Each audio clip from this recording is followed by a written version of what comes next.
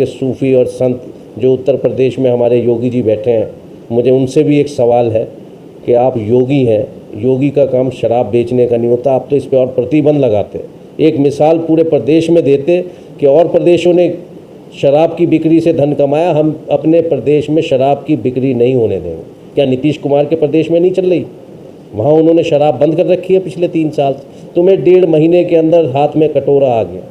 Public ने आपको इतना चंदा दिया, लेकिन अभी सड़क पे नहीं आ रहा है। डॉक्टर हमारे मर रहे हैं, पुलिस वाले हमारे बिना पीपीटी किट के हैं, पत्रकार हो चाहे कोई हो, सिर्फ हवाई इन्होंने देश का बेड़ा गर्क कर दिया है। आप देख रहे हैं न्यूज़ ऑफ इंडिया ट्रू। पूर्व विधायक हाजी जाकिर अली साहब जामिया कॉलेज से फारिग हैं और काफ़ी अच्छे एजुकेटेड पर्सन हैं, तो आपके समक्ष उनसे करते हैं कुछ सवाल। बहुत बहुत स्वागत है सर आपका न्यूज़ ऑफ इंडिया टू में। सर, आज जिस तरह से लॉकडाउन के हालात, और आप क्योंकि यहाँ की ज़मीन से जुड़े हुए हैं, पुश्तैनी जुड़े हुए हैं, तो सबसे पहले मेरा सर सवाल ये होगा कि क्या महसूस हो रहा है इन बुरे हालातों में? कि इससे पहले आपने कभी कल्पना भी की होगी कि ऐसी लोनी देखने को मिलेगी आपको? नहीं, ये तो खैर किसी ने भी कल्पना नहीं की होगी कि देश में या पूरी दुनिया में ऐसे भी हालात आएंगे। लेकिन इस बुरे वक्त से हम सबको सीख लेनी चाहिए। हम लोगों को बड़ा तकब्बुर था कि इंसान ने बहुत तरक्की कर ली है, बहुत आगे पहुंच गए हैं, हम इंसान को इंसान नहीं समझ रहे थे। इस बीमारी ने ये दिखा दिया कि जिस कीटाणु का कोई वज़न ही नहीं है, 1 मिलीग्राम से भी करोड़वां हिस्सा जिस कीटाणु का, उसने पूरी दुनिया में तराई तराई मचा दी है। इंसान को उसकी असली औकात दिखा दी। लेकिन जब ये वक्त पड़ा है तो इसमें एक अच्छी चीज़ ये है कि बहुत से लोग इसमें घर से बाहर निकल के आए। सरकार की मैं बुराई नहीं करना चाहता, लेकिन फिर भी कहना पड़ता है, सरकार जो टीवी पे जो वादे कर रही है सब हवाई है। आज जो हिंदुस्तान को चला रहा है वो एक आम आदमी चला रहा है। अगर आम आदमी अपने घर से ना निकले और अपने पड़ोसियों का ना ध्यान रखे तो पूरे हिंदुस्तान में तराई अभी तो कुछ नहीं, इससे दुगनी क्या 10 गुना ज़्यादा तराई होगी। अच्छा सर, लगभग इस सिलसिले को चलते हुए 1.5 से 2 महीना हो गया।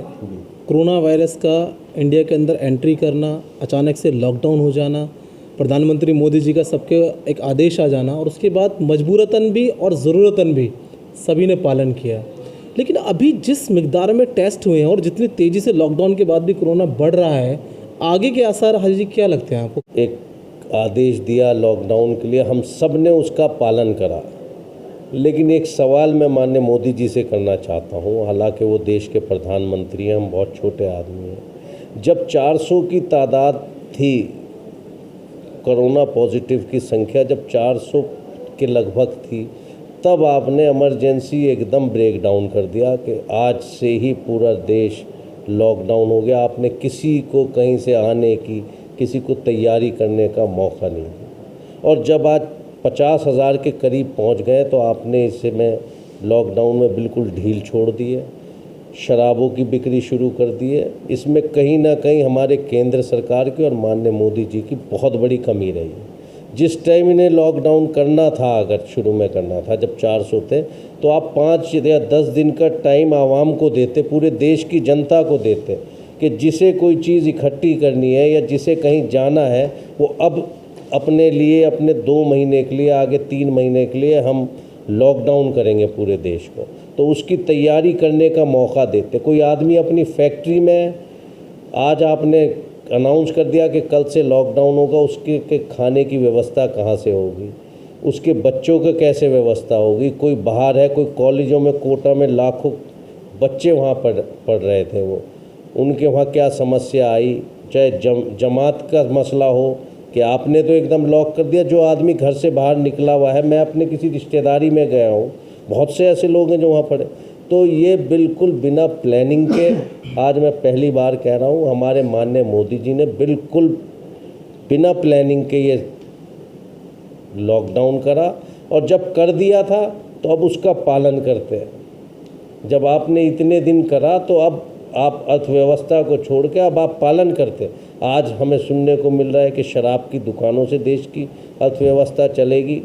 अगर ऐसे चलेगी तो फिर आपके सूफ़ी और संत जो उत्तर प्रदेश में हमारे योगी जी बैठे हैं, मुझे उनसे भी एक सवाल है कि आप योगी हैं, योगी का काम शराब बेचने का नहीं होता, आप तो इस पे और प्रतिबंध लगाते, एक मिसाल पूरे प्रदेश में देते कि और प्रदेशों ने शराब की बिक्री से धन कमाया, हम अपने प्रदेश में शराब की बिक्री नहीं होने देंगे। क्या नीतीश कुमार के प्रदेश में नहीं चल रही? वहाँ उन्होंने शराब बंद कर रखी है पिछले 3 साल। तुम्हें 1.5 महीने के अंदर हाथ में कटोरा आ गया, पब्लिक ने आपको इतना चंदा दिया लेकिन अभी सड़क पे नहीं आ रहा है, डॉक्टर हमारे मर रहे हैं, पुलिस वाले हमारे बिना पीपीटी किट के हैं, पत्रकार हो चाहे कोई हो, सिर्फ हवाई इन्होंने देश का बेड़ा गर्क कर दिया है। बिल्कुल बिना प्लानिंग के जो स्टेप लिया, ये पूरे देश को भुगतना पड़ेगा और भी बुरा वक्त आएगा, इसके लिए तैयार हो जाओगे। देख रहे हैं कि ऐसी कौन सी ज़रूरत पड़ गई थी कि आपको शराब के ठेके खोलने पड़े, और जब आपने खोला तो आपने क्या सोशल डिस्टेंसिंग का वहाँ पालन करवाया? जब आपने खुलवाने, आपके ऊपर ऐसे कितना बड़ा शराब माफियाओं का प्रेशर, मैं तो कहूँगा कितना बड़ा प्रेशर था आप लोगों के ऊपर कि आपको सब, आपने आज मंदिर, मस्जिद, गुरुद्वारे, चर्च, हर चीज़ बंद करवा रखी है। हम आपके साथ हैं। हमने कहा ठीक है, हमारी केंद्र सरकार, हमारे प्रधानमंत्री जी कह रहे हैं, हमने उस पर भी अमल करा, हमने पूरा पालन करा, लेकिन ऐसी कौन सी मजबूरी आ गई कि आपको शराब के ठेके खुलवाने पड़ गए? और यदि खुलवाने पड़ भी गए तो कम से कम सोशल डिस्टेंसिंग का पालन करवाते। 2 दिन से खुले और 2 दिन से आप आंकड़े देख लीजिए कितने बढ़ गए। हाँ जी, आखिरी और एक अहम सवाल आपसे ये रहेगा कि being a Muslim person, Ramzan का महीना चल रहा है जिसमें आप भी कहीं ना कहीं, और आप जैसे और बहुत सारे लोग आपके सहयोगी कहीं ना कहीं काम कर रहे हैं, टीम बना के लोगों तक अफ्तारी पहुंचवा रहे हैं, खाना पहुंचवा रहे हैं, हमें लगातार खबरें मिलती रही। हम आपको अभी कुछ देर बाद ये व्यूज़ भी दिखाएंगे आपको, सभी अपने व्यूअर्स को। हालांकि हाजी जी की तरफ से ये बात मना थी, लेकिन उन लोगों के लिए, ताकि लोगों को इबरत हासिल हो कि कुछ लोग वाकई ज़मीनी मेहनत भी कर रहे हैं। और हाजी जी क्या कहना चाहेंगे कि अब की जो आने वाली ईद है आपकी ज़िंदगी में, और आपसे कहीं ना कहीं राजनीतिक परिवार रहा है आपका, उनके आपके पूर्वजों की ज़िंदगी में भी शायद इस तरह की ईद नहीं रही होगी, और क्या संदेश देना चाहेंगे आप मुस्लिम समाज को? भाई, मैं मुस्लिम समाज को नहीं, मैं सबको, सभी इंसान को ये एक मैसेज देना चाहूँगा। जैसे आप कह रहे हैं ईद और रोज़े, कभी ऐसा सोचा भी नहीं था कि इस तरीके से मस्जिदें बंद होंगी, लेकिन ये ऊपर वाले की मर्ज़ी है। लेकिन आज सबके पास दिमाग है, अब ईद में वो मज़ा नहीं रहा। कुछ हमारे लोगों में, ख़ास तौर से हमारी बहनें, हमारी बीवी, रिश्तेदार इस महीने में बहुत ज़बरदस्त शॉपिंग करते हैं। शॉपिंग अपने लिए भी करते हैं, गरीबों के लिए भी करते हैं, क्योंकि इसमें ज़कात है। लेकिन मेरी आप सभी लोगों से गुजारिश है, चूँकि इस बार ना तो तरावियाँ हुई, ना जुमे हुए, ना ईद की नमाज भी हमें उम्मीद नहीं है कि ईदगाह खुलेगी, तो अपने लिए मेरी सभी बहनों से और सभी बच्चों से गुजारिश है, कोई शॉपिंग ना करें, किसी भी तरीके का दिखावा ना करें। इस बार बाज़ारों में जाना छोड़ दें, बाज़ारों की रौनकें ख़त्म कर दें, अपने घर में बैठ के, जो हमारा परवरदिगार हमसे नाराज़ है कि मस्जिदें बंद हैं, अपने घर में इबादत करिए।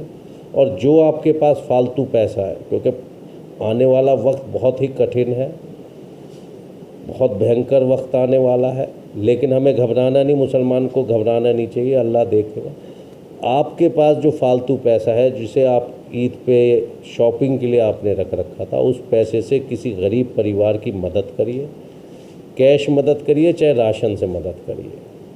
कोई आपके अड़ोस में, कहीं पड़ोस में कोई बुज़ुर्ग हो जिसके पास, बहुत से मेरे पास ऐसे भी लोग आते हैं जो गंभीर बीमारियों से पीड़ित हैं, और आज की तारीख में वो अपनी दवाई भी लेने को ना लेने को मजबूर।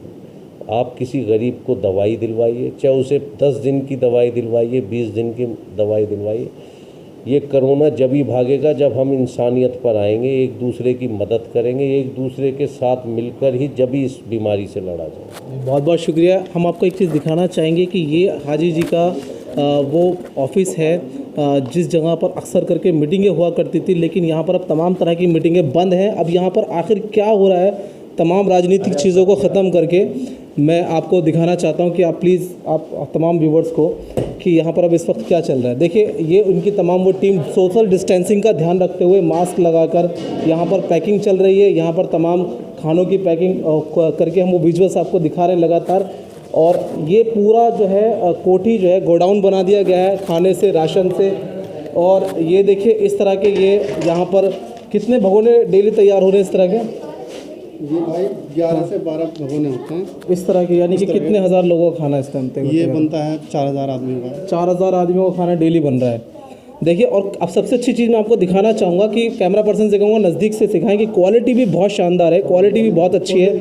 और अभी ये दोपहर से इस तरह का खाना बांटा जा रहा है और अब ये लगभग लास्ट है जो देखिए ये यहाँ पे खानसा में दिखा रहे हैं कि इसके अंदर तमाम वो चीज़ें जो एक नॉर्मल अच्छे खाने के लिए होनी चाहिए वो तमाम चीज़ें डाली हुई हैं। और मैं आपको बताना चाहता हूँ कि तमाम ये तंदूर लगे हुए हैं, यहाँ पर ये लकड़ी पड़ी हुई है। और जहाँ कहीं राजनीतिक ये यहाँ पर लोग आके बैठा करते थे उन तमाम कमरों को जो है गोडाउन में तब्दील कर दिया गया है। यहाँ पर ये कहीं आलू के कट्टे भरे हुए हैं तो कहीं आटे के कट्टे भरे हुए हैं। और ये बिना किसी आपको मैं बता दूं कि ये इसमें कोई दो राय नहीं है कि बेशक यहाँ पर हाजी जी खुद सक्षम है एक एक चीज़ को प्रॉपर तरीके से करने के लिए। और मैं आपको एक एक चीज़ दिखा रहा हूँ, ये देखिए ये सारे ब्रांडेड तेल वगैरह यहाँ पर जो है एक प्रॉपर तरीके से हर चीज़, एक ये नहीं कि अगर किसी को गरीब मोहताज को अगर खाना पहुँचाया जा रहा है तो उसमें कोई कॉम्प्रोमाइज़ हो, बिल्कुल नहीं। जिस तरह एक घर में एक मिडिल क्लास के अच्छे लोग खाने को इस्तेमाल करते हैं, ऐसे लॉकडाउन की स्थिति में भी उसी प्रकार का खाना लोगों तक पहुँचाने की कोशिश की जा रही है। हमारा इस न्यूज़ को और तमाम व्यूज़ को दिखाने का मकसद ये है कि उन तमाम लोगों को जहाँ तक भी आप ये पूरे देश में ज़्यादा से ज़्यादा शेयर करें ताकि वो लोग जो हसबहसियत हैं और पैसे को बचा के बैठे हुए हैं उनका पैसा कहीं काम आने वाला नहीं है। ये वक्त है अपने खजानों को खोलने का। इसी संदेश के साथ मैं आपसे विदा लेता हूँ। पत्रकार फुरकान सलमानी, कैमरा पर्सन दिलशाद।